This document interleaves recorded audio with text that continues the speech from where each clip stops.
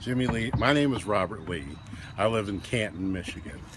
Jimmy James H. Lee was my grandfather. He was my mother's father.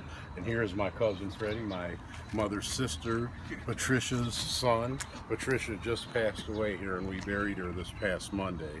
As I'm recollecting with Adam here, Abe, I'm sorry, we're taking some things out and we're putting the hands in the good hands of Abe. But some history with my grandfather. He was the first African American official in the Big Ten Conference to do games in basketball and baseball. He also did some ref in the minor league system here in the state and worked a lot at Midway here in our own St. Paul. My mother and I and Patricia were all living in this house when we were born, and we moved to Michigan in 1966. This is my brother Stephen Jones, who also is a renowned artist and also has anything you want to say about Jimmy, Steve, because you're on film. I just want to say that he was probably the best grandfather anybody could ever have.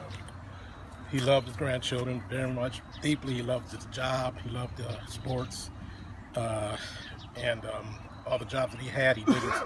He was 100% above and beyond to perform anything he had to do.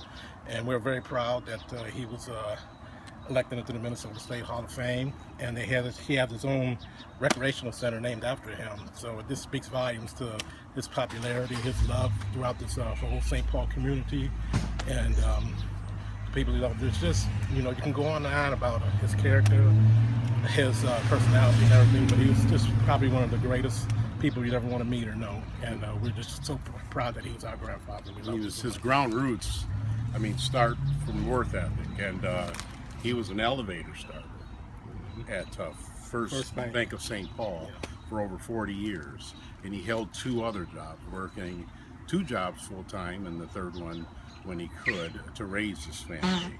And back in the 40s and 50s, it was a time to work, and the dads usually did most of the working and brought in, and this is just what he chose to do. He loved to golf, obviously, and on his spare time, and he was in the Credger Fund Club here, and they entertained meetings at the house, and he took several golf trips.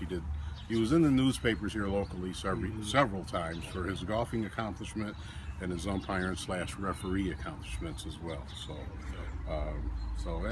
too bad our family is just all diminishing here in Minnesota, but his memories, his legend lives on. His legend lives on. He'll forever be in the Minnesota Sports Hall of Fame, and that could never be taken from him. And I don't know if you mentioned or not that he was the first African American referee or official in the Big Ten. I told him. Okay, just want to make sure.